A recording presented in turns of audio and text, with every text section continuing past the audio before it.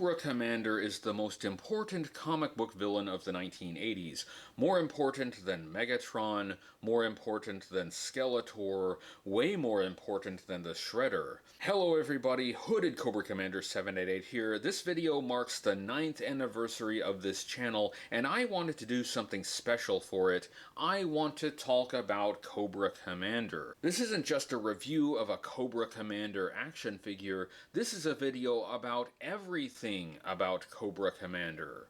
Well, not literally everything, but all the important parts. I think Cobra Commander is culturally relevant today. The character has something important to say about society. Cobra Commander should be studied, remembered, and his message heeded. When you think of something called G.I. Joe that came out in the 1980s and had a military theme, you would assume it was Cold War propaganda. How could it not be? However, I propose that Cobra Commander redeems G.I. Joe from being ordinary, run-of-the-mill, dated 80s propaganda.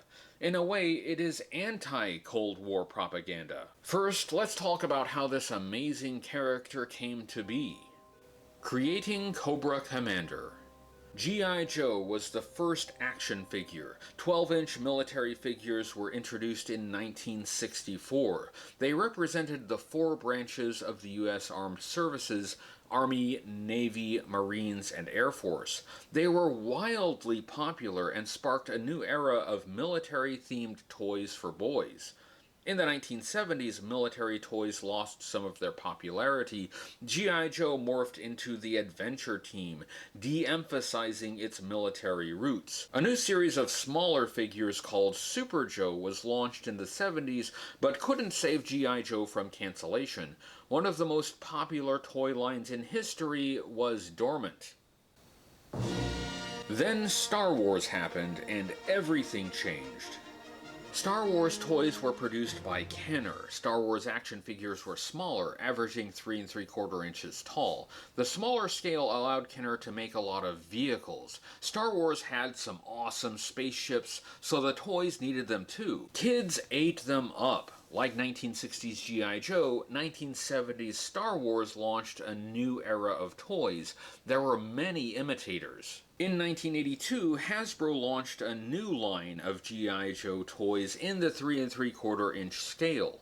Like with Star Wars, the new G.I. Joe had lots of vehicles. The designs for those early G.I. Joe figures were created by Ron Rudat, a Hasbro employee and a super cool guy. There were lots of great military designs in that first wave of 1982 figures, but something was missing. Hasbro contracted with Marvel Comics to help with the creative side of G.I. Joe. They needed characters, a universe, a story. Larry Hama, an editor and artist for Marvel at the time, was looking for writing work. Most writers didn't want to take on a licensed book, so Larry volunteered. He needed the work. There was a big meeting at Hasbro to discuss the project. It was attended by Jim Shooter, Tom DeFalco, Archie Goodwin, myself, and I believe Nelson Yomtov. Basically, they had decided to switch from having a large single figure of Joe with a lot of accessories going for smaller action figures. The big, really major difference, they wanted to give all the guys characters and backgrounds, and they wanted to have a comic book. They wanted to have a backstory. That's why Marvel was brought in at the very beginning. When we showed up, they had basic designs for the figures. What they knew about these figures at the time was that one was a basic infantryman, one was a commando, one was a mortar, one was communications, one was a laser expert, and so on and so forth. We agreed to do dossiers for each figure to come up with the background and characterization and the way they would fit together as a team. The surprising thing for all of us was that they hadn't even thought of doing a bad guy. Hasbro's staff expected G.I. Joe would fight against other toys in the toy box. Why did they need bad guys?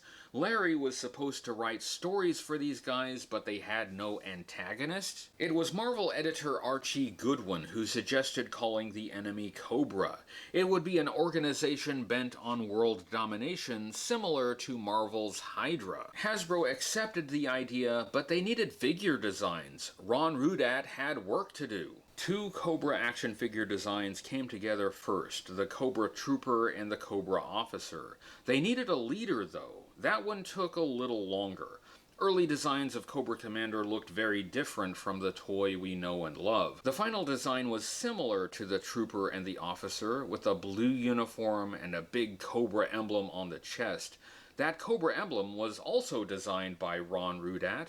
Ron has the original drawing framed in his house. Cobra Commander was given a mirrored face mask. It was perfect. He wasn't an analog for any specific foreign enemy of the United States at the time. He was literally a faceless enemy. He was nameless too. Cobra Commander was his job. The first file cards had his code name as Enemy Leader.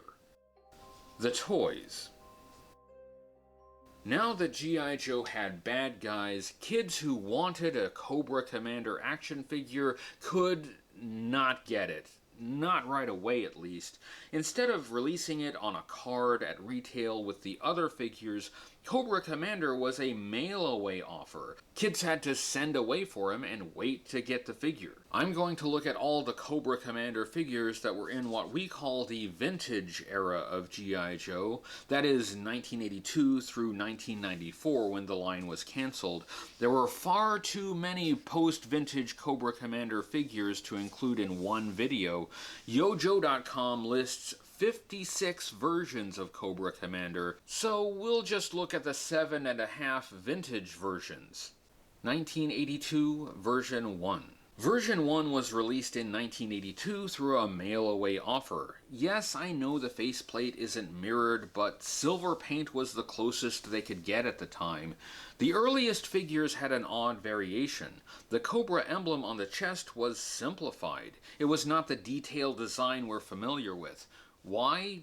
Maybe a mistake at the factory? We may never know. The simplified Cobra emblem had the eyes separate from the rest of the body, and they sort of resemble Mickey Mouse ears. Collectors call this the Mickey Mouse Cobra Commander. The error was corrected, so later figures had the regular Cobra emblem. Although this figure was primarily sold through a mail-away offer, there was one way to get it at retail. It was packaged with the 1982 Sears exclusive Missile Command Headquarters playset.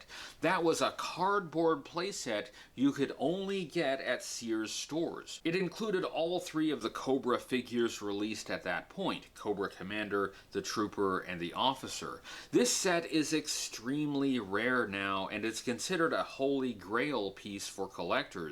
Some of the Mickey Mouse variants found their way into the Sears playset boxes. The mail-away Cobra Commander offer was extremely successful. Kirk Bozigian, Hasbro's VP of Marketing for Boys Toys at the time, tells a story of returning from a holiday vacation to discover the staff had constructed a storage cage that contained dozens of mail bags full of envelopes from kids redeeming the Cobra Commander offer. G.I. Joe action figures included an innovation in character building and packaging: file cards.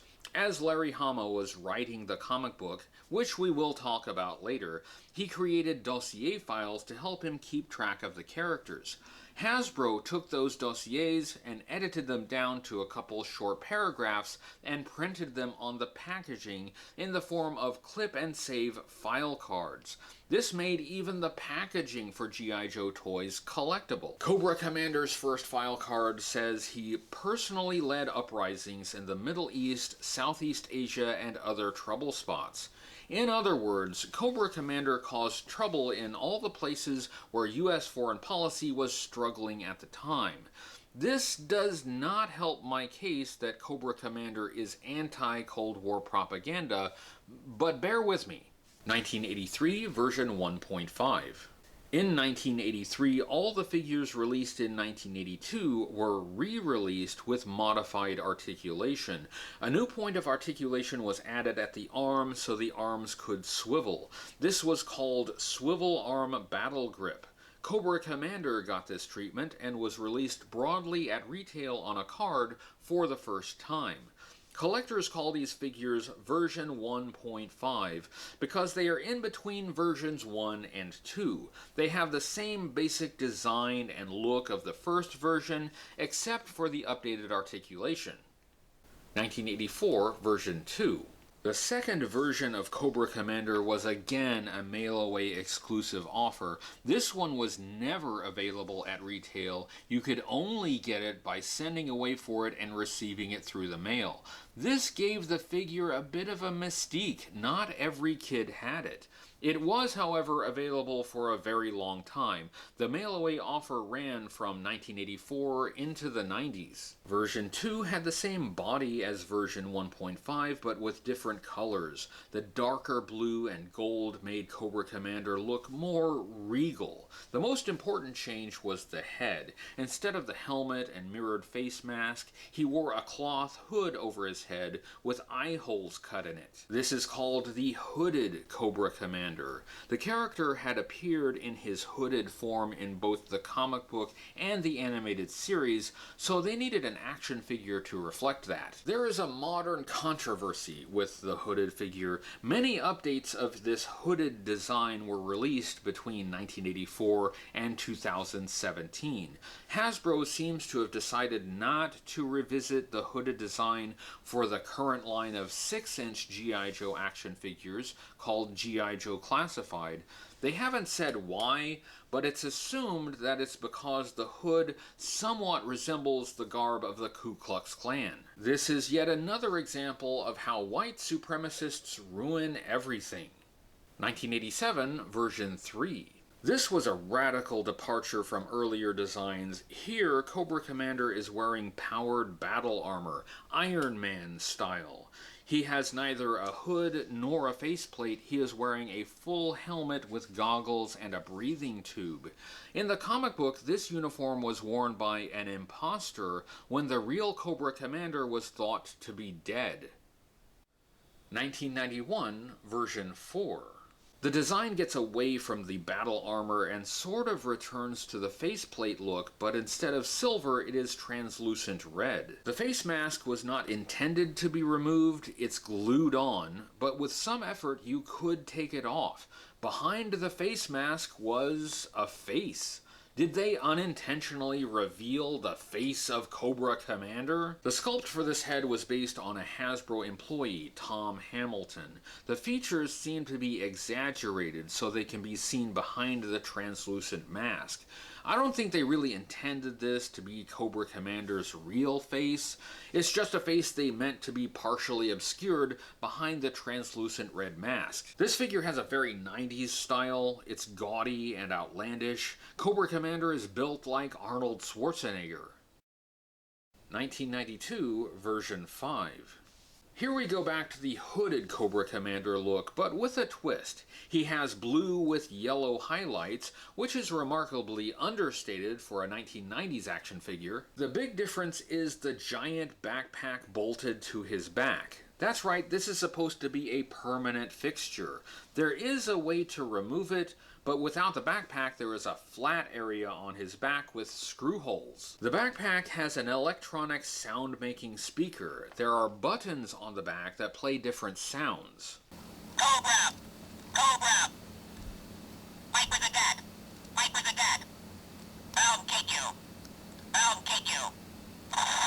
This was part of the Talking Battle Commanders subset. All the figures in that set had these crazy big backpacks, which looked kind of ridiculous and were totally not worth the simple talking gimmick. At least this Cobra Commander got away from the weird red mask look. 1993 version 6. It used the same mold as version 5, but in black and silver. The big backpack was also gone. They puttied over the flat spot on the back so he looks somewhat normal. This is such a cool look for Cobra Commander. We've seen him in lots of blue. Blue is the color of Cobra, but black and silver is beautiful. This Cobra Commander was in Battle Corps, which was the label given to the main line of G.I. Joe toys in 1993. G.I. Joe had a lot of subsets, so the main line needed its own name to differentiate it from all the gimmicky side series.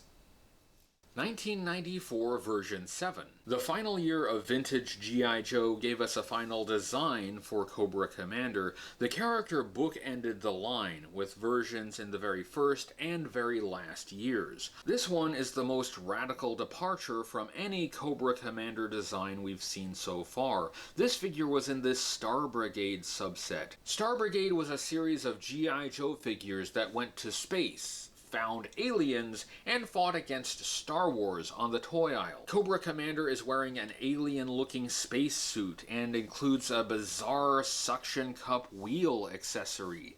They were thinking way outside the box with this one. The figure had a removable helmet and, like the 1991 figure, sort of revealed the face of Cobra Commander. You can see the top half of his head at least. He's wearing a mask from the nose down. Hasbro was trying to have it both ways, revealing the face of Cobra Commander while still concealing it. So is this the face of Cobra Commander? I don't think so. In G.I. Joe media, there have been several proposed appearances of the character's face, and none of them really look like this. In fact, his face seems to change depending on who's looking at him. Despite this, I think Cobra Commander does have a face. It's just not this one. This figure could not be more different from the first figure in 1982. Despite this, it was designed by the same person. This is a Ron Rudat design. The character. Cobra Commander is hatred and evil personified, corrupt, a man without scruples, probably the most dangerous man alive. That was the description written by Larry Hama on the first file card. It's pretty standard supervillain stuff. He is the bad guy. He is super evil. You just haven't seen evil quite like this. Have we mentioned how evil he is? In his first appearance in the comic book series, Cobra Commander lived up to his file card characterization. He evolved in some very important ways. I will cover the comic book version of Cobra Commander extensively, but first I want to talk about the Cobra Commander in the animated series. That's probably how most fans remember him. Animated series origin. G.I. Joe appeared in animated form in 1983, the year after the toys were released. The comic book had been running for a year by that point. A 5-part miniseries was produced by Sunbow for television. After the success of that miniseries, more miniseries were produced, and eventually it became a regular series. Cobra Commander was introduced in the very first episode and was G.I. Joe's primary villain through most of the show. He was voiced by Chris Latta, the same actor who voiced Starscream for the Transformers. Cobra Commander had the same screeching voice as Starscream. You can't keep me in here, Megatron! Unsubstantiated fantasy! Lies! He was a generally incompetent leader of Cobra. Each episode would see Cobra concoct some implausible scheme to take over the world, and G.I. Joe would defeat them before the end credits rolled. Cobra Commander's incompetence was pointed out by his henchmen. His constant retreating and failure were not lost on the people under his command. His incompetence would later bring about his demise. If Cobra Commander was such a bad leader, how did he form Cobra? One of the writers and story editor on the animated series, Buzz Dixon, had a plan for the origin of Cobra Commander in the cartoon.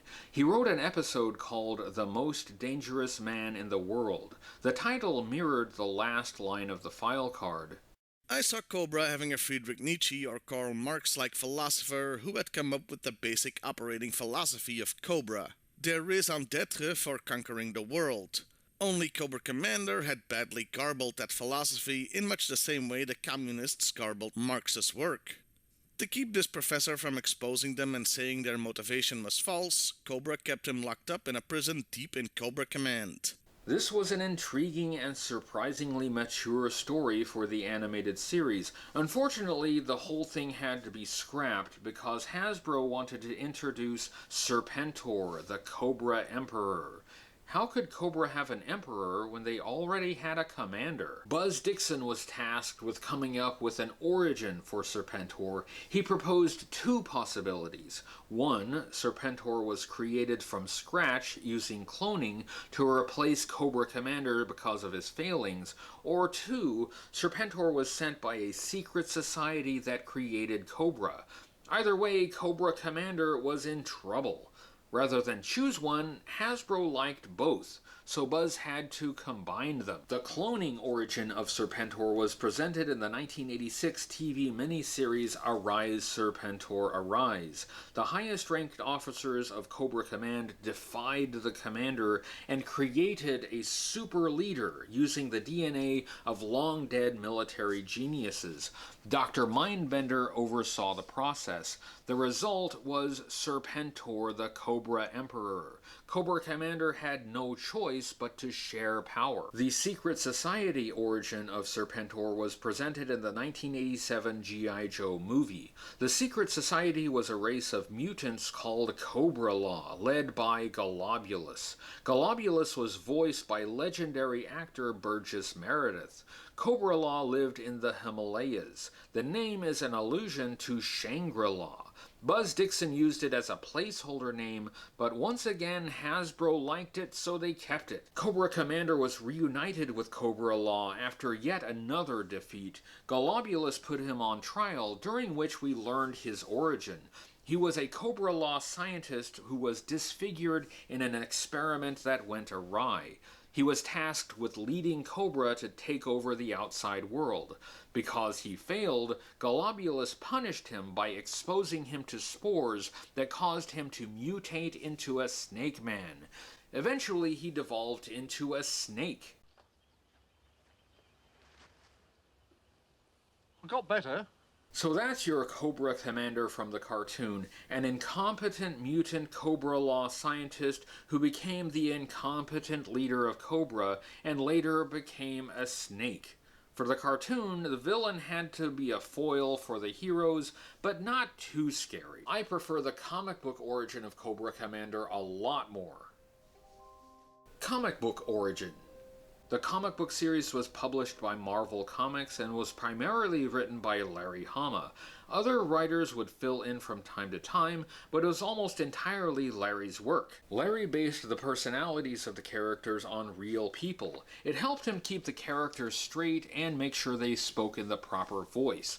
For Cobra Commander, he imagined the voice of William F. Buckley. I'm not clear on whether Larry literally imagined William F. Buckley's spoken voice for Cobra Commander, or if he just imagined Cobra Commander saying things that Buckley would say, but I like to think of William F. Buckley's literal voice coming from behind Cobra Commander's mask. Buckley was a conservative commentator. His manner was erudite and superior. He spoke with an affected mid-Atlantic accent, very different from the screech of Chris Lauda's cartoon voice.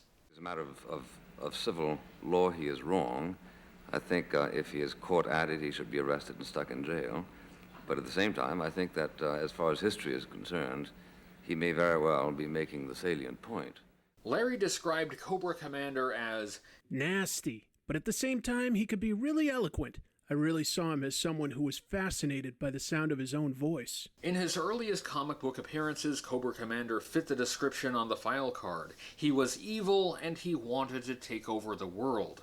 Unlike the animated version, the comic book Cobra Commander's plans were smarter and actually had the possibility of succeeding. The image of a terrorist wearing a hood would have been familiar to any kid in the 80s that glanced at the news on TV. A masked leader who used violence to achieve his goals was not cartoonish, it was eerily real.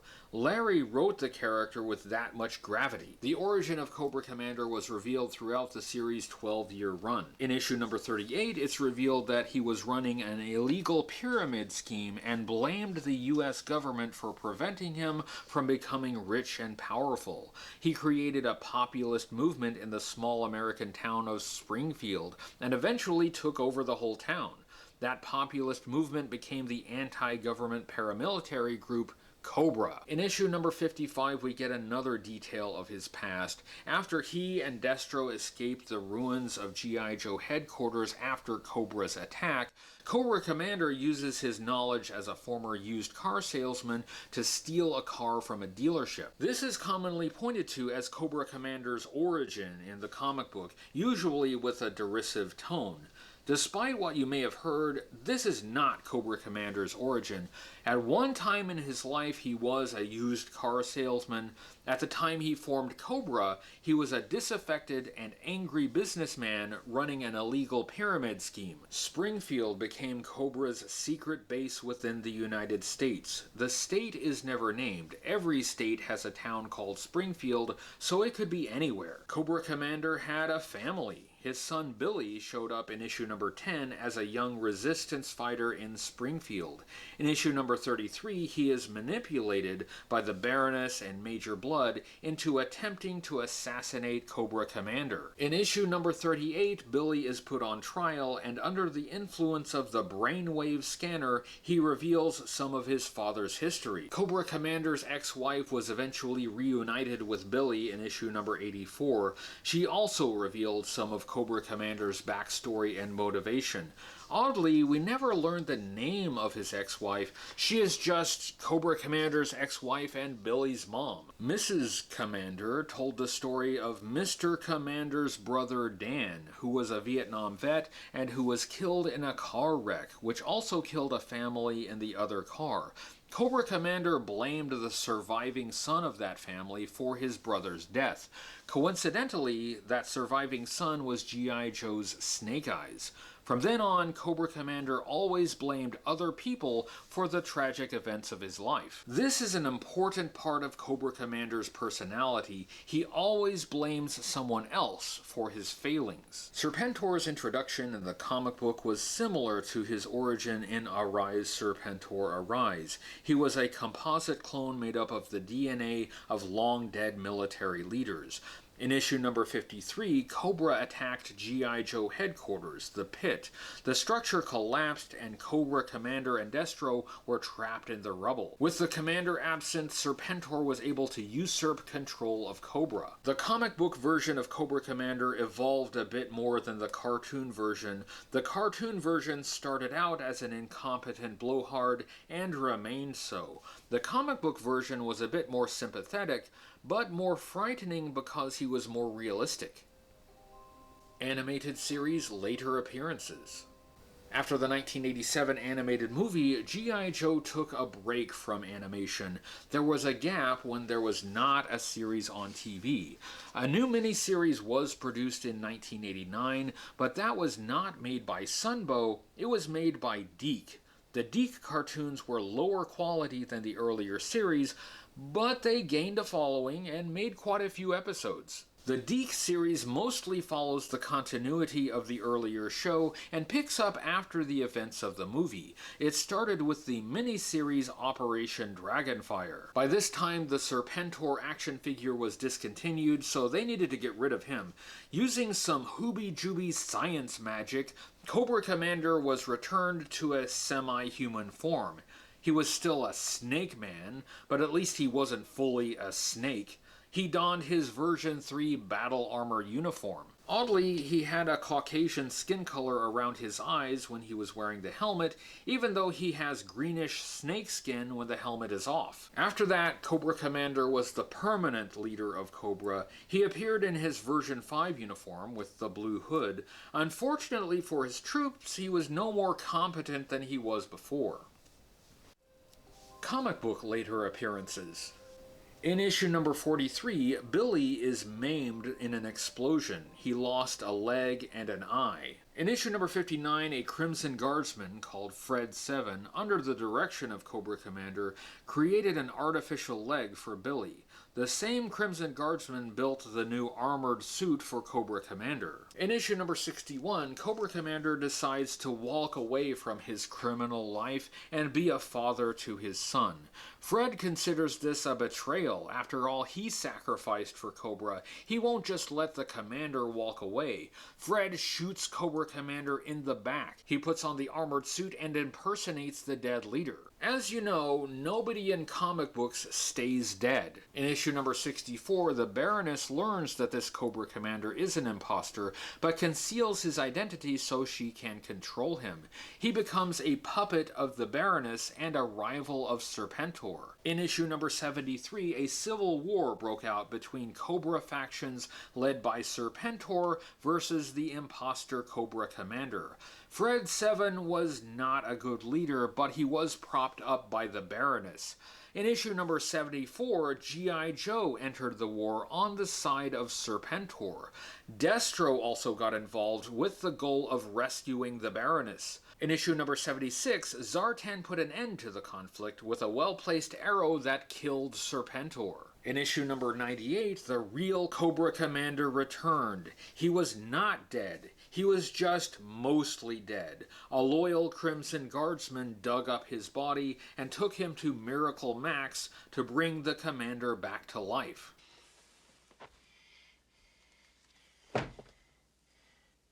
I've seen worse. This was bad news for the imposter. Cobra Commander threw everyone who betrayed him into a landlocked freighter on Cobra Island. That included Fred 7, Billy, Dr. Mindbender, Zartan, and a few other weirdos who didn't have action figures for sale at the time. He then had the freighter sealed and buried under a volcano. Most of the people sealed in the freighter died, including Fred. Billy, Zartan, and a few others managed to escape. From that point, Cobra Commander was more evil than before. His schemes were more nefarious. In issue number 100, he launched a military takeover of the American town of Millville. He tried to do the same thing he did in Springfield, gain power and spread out from there. This time he was aided by brainwashing technology that turned the townsfolk into obedient drones. He also got involved in geopolitics, interfering in the fictional Middle Eastern country of Trucial Abysmia. This resulted in a desert war against G.I. Joe, with many casualties. Who is Cobra Commander? In all this lore and history, what have we learned about who Cobra Commander really is? We have seen the events of his life and his personality. We have met his family. But what about his identity? We've seen some glimpses of his face, though it changes depending on who's telling the story, so those images may not be true. In issue number 38, we see him in shadow. He seems to be Caucasian with dark hair. In issue number 55, he wears a disguise, which he continues to wear through the next few issues. He has long brown hair, which is probably a wig, and a false mustache. In issue number 84, he is shown having brown hair and a mustache. This is from Billy's perspective as a small child, so it may not be how he really looked. In issue number 98, when Cobra Commander is exhumed from his shallow grave, he is shown to have reddish blonde hair and looks like a Crimson Guardsman. This is a flashback told from Cobra Commander's perspective, mostly heard by people who have not seen his face, so this is probably not his real appearance.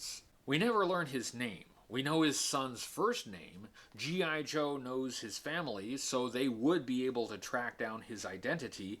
If they ever did, it was never provided to the public. Ultimately, it doesn't really matter what his name is or what his face looks like. He is just a man. A man! He is not supernatural. If you remove his helmet, you won't find devil horns. He's not hiding a forked tail under his uniform. What difference does it make if he has brown hair or blonde hair, or if his name is Bob or George or John? The person he was before he started Cobra doesn't exist anymore. He is Cobra Commander. That is his only identity. Even the name Cobra Commander identifies him by his position. He commands Cobra, and that's the only thing he cares about. It's all you need to know to understand him. Even so, I would argue that he has a face and he always has. We've seen his face since the beginning. It just isn't what you expect. The politics of Cobra. Although G.I. Joe isn't Cold War propaganda, it still has a definite political point of view. It is surprisingly well formed for a story intended for kids. To explain Cobra's politics, I will necessarily have to use simplified definitions of political ideologies. This is not a comparative politics thesis. All of these ideologies are more complex than simply left or right. For our purposes, it's more instructive to point to the traits that are most identified with left or right. I don't want to ignore the nuance, but this format requires me to use a bit of shorthand. The cartoon made him a mutant creature. If there were any politics, it was either unstated, vague, or cartoonish. Buzz Dixon's scrapped story, The Most Dangerous Man in the World, would have had a political perspective, but we didn't get that in the series. Fortunately, Buzz released the story a few years ago as an ebook. In the comic book, Cobra had a mix of far-left and far-right economic philosophies, but mostly far-right. The issues written by Larry Hama tended to show Cobra as a pro-capitalist organization with some leftist anti-capitalist themes thrown in. In issue number 100, Cobra Commander states he is pro-free market and espouses American ideals. Cobra's anti-capitalist ideals sometimes came from guest writers. For example, issue number 8 was written by Herb Trimpe. The Baroness refers to capitalist lackeys. In Hama-written speeches, Cobra Commander rails against the banality of American culture. He attacks modern American society from both the left and the right. In issue number 29, which introduced the Crimson Guard as a fifth column, Cobra Commander says Cobra promotes greed is good seminars. I would say this is a paraphrasing of a line from the movie Wall Street. Greed, for lack of a better word, is good. But that issue came out in 1984, and the movie was released in 1987. Cobra's money-making schemes and anti-tax agenda are right-wing ideas. In the same speech, he mocks Americans' love of money and exploitation of minorities. These are leftist ideas. Beyond economics, Cobra's ideology is fascist. Fascism defies a simple definition. It has had many flavors throughout history, so it may look a little different depending on where and when it is expressed. Just because it doesn't have a simple definition doesn't mean it can't be defined. Fascism is easier to understand by looking at common traits. Not all fascist movements will display all of the traits, but they will all share most of them. The Encyclopedia Britannica has a concise list of the characteristics of fascism. This isn't a comprehensive comparison, but it will help us understand our subject. I'll go through some that are the most relevant to our examination of Cobra. Opposition to parliamentary democracy. Liberal democratic institutions are not seen as legitimate or desirable. Cobra exploits democratic institutions to give them the illusion of legitimacy. This is meant to show their disdain for non-violent political systems. Democracy and the rule of law are foolish and easily manipulated. They used the legal system to establish the sovereignty of Cobra Island in issue number 41. The Crimson Guard was a fifth column that was to infiltrate the political apparatus of the United States. Opposition to political and cultural liberalism. This includes the rejection of all things they think are soft, feminine, and cerebral. The first woman in Cobra, the Baroness, is a femme fatale. Her beauty exists only to use as a weapon against the enemy and to gain political power. Her primary virtue is violence. Beauty is just a veil. Fascism is often anti-intellectual. Emphasis is placed on power and expressions of strength rather than thought. Anti-intellectualism doesn't necessarily mean fascism is entirely anti-science. They are very pro-technology. Science is politicized. Scientific advancements that can further the regime's ambitions are preferred. Any science that contradicts the regime is suppressed. Dr. Venom and Dr. Mindbender were scientific geniuses, but their knowledge was used to exploit the troops and create weapons. They were especially interested in mind control. It is science in the service of power. Cobra is more than willing to employ the most advanced technology. Their war machine is sleek and cool. Their tanks and airplanes make destruction look sexy. Destro created innovative instruments of destruction. He made sure the weapons fit Cobra's fascistic aesthetic: sleek, sexy, stylish, and uniform. Cobra's followers are allowed to invent, but they can't think, ponder, or reflect. They just obey. Even families are weaponized. They are used to provide a veneer of innocence that will catch the enemy off guard.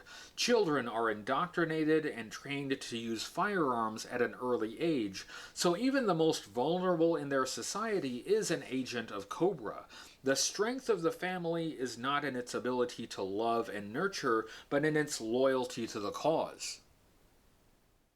Military values. This is an affinity for military uniforms and military rigidity. Cobra loves uniforms and insignia. They adopted a common color, blue. They go so far as to wear masks so no trooper expresses any individualism. They put their logo on everything. The Cobra agents who have faces and names tend to be mercenaries. They are loyal to Cobra because they are paid. The Baroness is an exception to that. She is an ideologue just like Cobra Commander. The rank-and-file soldier has no personality, identity, or face. Followers of fascism revere the qualities of heroism. They attach their egos to the prestige of the nation, race, or party. They respect violence as a pure way to establish superiority. They dream of dying in combat and being remembered as heroes. Fascist movements become death cults. Herb Trimpe got this right in issue number 8, where he shows Cobra troops willing to die rather than be captured or saved by G.I. Joe. Interest of the individuals subordinate to those of the nation.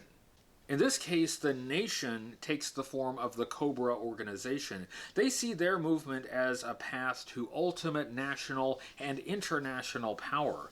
Individuals sacrifice their identities, autonomy, and lives for the ambitions of the group as dictated by the commander. In issue number 72, the Strato Viper is given brain implants so he can better serve the Cobra cause. There is a slight discrepancy between the file cards and the comic book. On some of the file cards, troopers are said to be loyal only because they seek wealth and power. The 1986 Viper file card says, Cobra doesn't reward success with parades and medals. They offer material wealth, power, and an outlet for the terrible urges that drive the greedy, the envious, and the cruel. Self-interest can lead to fascism if the selfish person sees loyalty to the leader as a means to personal gain. In the comic book, the troops' loyalty seems to come more from ideology than profit. We literally see the parades and medals. The irony of self-interested loyalty to a leader can sometimes be seen in fascist regimes. The rhetoric of freedom is sometimes thrown around, but it doesn't have the same meaning we would attach to it. Freedom is reserved for those identified as members of the in-group. The in-group is identified by race, nationality, symbols, uniforms, or other signifiers of conformity. Just to be clear, Cobra Commander is motivated by profit. He wants money and power. His minions are motivated by ideology. They allow themselves to be exploited in ways that can't possibly benefit them. Mass mobilization. In issues number 29 and 33, Cobra is shown holding mass gatherings reminiscent of Nazi rallies. Parades are both expressions of solidarity and a warning to anyone who would dare dissent. Fascists love to rally under banners, logos, and icons. Nationalist symbols have an almost pornographic allure. They stamp their icons on everything. It's a form of weaponized art. Imagery in the service to the cause. The Cobra sigil serves to identify members of the in-group. Mass gatherings provide reassurance to the members of the group that they are a legion and they can't possibly lose. Leadership principle. This is the most obvious connection between Cobra and fascism. Cobra Commander is the ultimate leader. He has total control. He is not questioned. His decisions don't have to make sense, they just need to be obeyed. The group must act as one organism, with Cobra Commander as the brain. The hand does not question what the brain decides. Subjugation to a charismatic leader can give the follower a sense of purpose and belonging. The leader promises glory, power, and the defeat of their enemies. Fascists are happy to follow their leader because they believe the leader will destroy the people they hate. They take glee in the suffering of people they see as the enemy. The leader is revered for his skill in using violence to make the enemy suffer. Imperialism. Since fascists believe they are strong, they naturally want to exert their strength beyond their borders. Fascists want to spread their influence far and wide. In their view, their ideology is the true way of things and should displace all other cultures and systems of government. Cobra started as a street-level movement that took over one town. From there, it spread out. Eventually, they formed an island that was incorporated as an independent state under Cobra control. After that, they used various underhanded means to influence the world. They interjected themselves in Sierra Gordo several times. They sold weapons and made alliances. They undermined governments. Issue number 113 shows Cobra Commander making deals with the Emir of Benzine, which results in the death of most of the G.I. Joe sub-team Battle Force 2000. For the fascist, and for Cobra, the only logical outcome of their movement is a global empire. Violence. It's no coincidence that Cobra is a paramilitary organization. Violence is a virtue. Violence is a pure and infallible way to find out who is strong and who is weak. Strength is always good, and weakness is always bad. The file cards are filled with descriptions of the harsh training methods of Cobra troops. Only the strong survive in their organization, the weak are crushed. Consequently, because Cobra is strong, all outside of Cobra should be crushed. They would see resolving disputes non-violently as weakness. Scapegoating. Fascists always find someone to blame for their problems. Sometimes the scapegoat is a race, sometimes it's an ethnic group. It can be anyone deemed as undesirable by their cultural standards.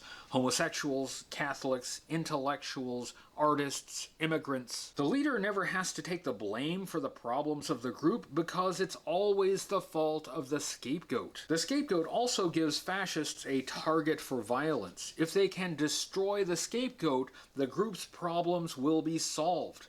Of course this doesn't work, but the beauty of this system is you can always find another scapegoat to blame. In issues number 38 and 84, Cobra Commander explicitly blames the US government for his failings. That is his scapegoat. He was just an innocent businessman trying to scam people with a pyramid scheme, and the pesky legal system wouldn't let him do it. This puts him at odds with G.I. Joe since they are agents of the US government. Cobra and G.I. Joe are incompatible. They cannot coexist. One must destroy the other. If Cobra managed to succeed in destroying the US government, the commander could then spread his ideology all over the globe and find more scapegoats to blame when it doesn't work. In issue number 84, he also points at big business as a scapegoat, but it's less clear how they are responsible. He wants to be big business after all. He may blame the banks for not providing him the funds to succeed through legitimate means. There are other traits of fascism besides these, and Cobra embodies most of them. Some of the other examples are sparse, but we're talking about a comic book villain here. We have to work with what was revealed by the writer. American fascists. That Cobra is a fascist movement is not controversial. They were coded as fascist from their earliest appearance. What's more important is they are American fascists. Cobra is not a foreign invader. They are the enemy within. They are homegrown terrorists. They are not identified with a race or nationality or religion. They are bound by ideology that is political and cultural. Cobra didn't create the social problems that made people feel disaffected and angry. Cobra just took advantage of those conditions to gain power. Cobra is what we could become if we follow charismatic leaders down a path of hate. The warning. The comic book version of Cobra Commander has a much more relevant message than the cartoon version. Kids are less likely to encounter a mutant creature from Cobra Law than they are to encounter a charismatic leader who wants to exploit their anger for his own ends. Charismatic leaders wield power in many areas: politics, religion, business, sports, cults. Just because someone is charismatic doesn't mean they're fascist. Normal, well-adjusted people, even charismatic people, don't try to manipulate and control others. But charisma appeals to certain emotional vulnerabilities that we all have. The charismatic person may not be a fascist dictator in disguise, but it's worth making double sure before following him. Cobra is not a foreign enemy. It is not an analog for the Soviets. That's why this is not Cold War propaganda. It would have been easy to connect Cobra with the evil empire of the Soviet Union, but Larry Hama chose not to use that trope. Jingoism was rampant in the 1980s. Movies and TV shows made Americans look like invincible heroes. The public was only too eager to buy that message. It feels good to be told you're great and everyone outside your borders is bad. G.I. Joe did the opposite. The enemy wasn't from the outside. Cobra embodied the cancerous ideas growing in our own backyard. This is the most important point to remember about Cobra Commander. He is American. Cobra is more an analog for the Nazis than the Soviets, but they aren't exactly Nazis either. They reflect the internal movements, ideologies, and worldviews espoused by Americans who want easy answers to difficult problems. The idea that some identifiable enemy is responsible for all your country's problems is very attractive. Introspection is difficult, so why do it? No one likes to be told they're wrong. If problems are caused by an enemy, then destroying the enemy will solve the problems. The virtues that aid in destroying the enemy are deified: militarism, loyalty, violence, ruthlessness, conformity, physical strength, and black and white thinking. Not all of these traits are necessarily bad. Loyalty and strength can be good things. Following a leader is not necessarily bad. Military virtues are not necessarily bad. Symbols are not necessarily bad. Nonetheless, some of these traits are baked into American culture. They don't have to result in violence and totalitarianism, but those traits still linger in our heritage, ready to be exploited by a demagogue who pushes the right buttons. Non-extremist philosophies can't give you simple answers about whether self-interest is always the best or the needs of the group should always win.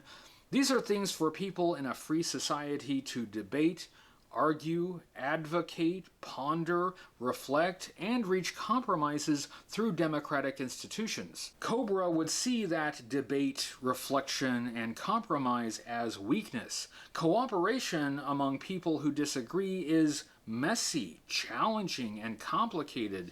It doesn't have their simple top-down power structure. How can they tell which party is the strong one if they don't use violence to destroy the weak ones? People like Cobra Commander are really out there. Movements like Cobra really exist within the borders of the United States. Followers of these movements give up their freedom and individuality willingly and enthusiastically. The rhetoric of freedom may accompany the message of the charismatic leader, but always look closer. Is it freedom for everyone?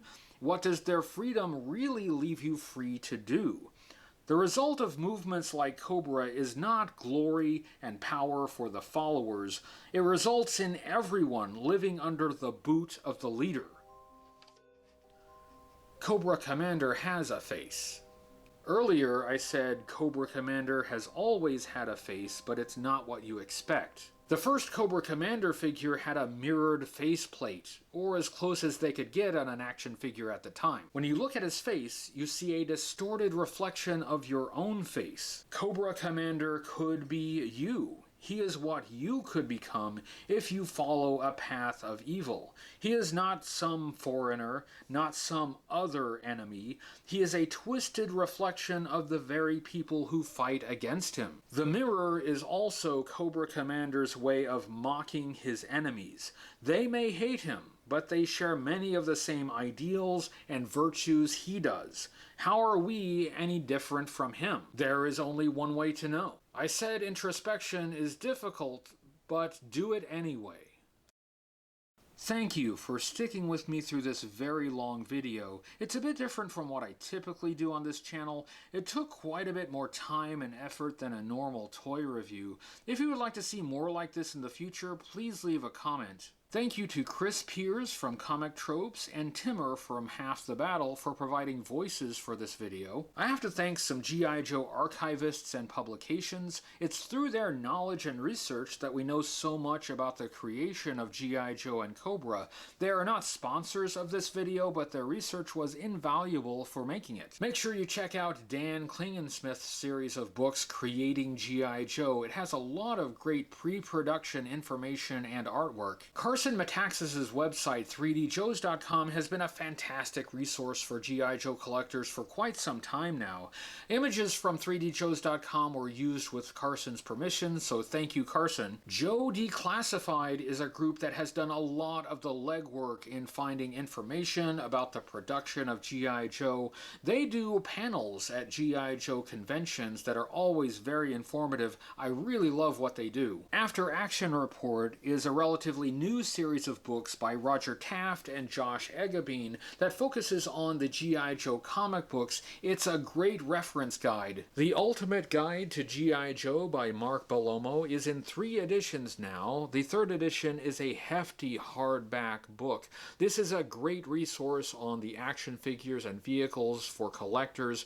These can be hard to come by now, but if you can find one, it's a good idea to get your hands on the Ultimate Guide. Thank you all for 9 years of videos. Supporters on Patreon get extra thanks. They make videos like this possible. My next video will be a regular toy review, but I'm taking next week off. I need a little break after putting this monster together. Cobra Convergence 7 is coming. This is the big event that the G.I. Joe fan community does in July. There will be a lot of presenters and crossovers and fun. Look for announcements about that coming soon. Until next time, thank you for watching, thank you for 9 years, and remember, only G.I. Joe is G.I. Joe.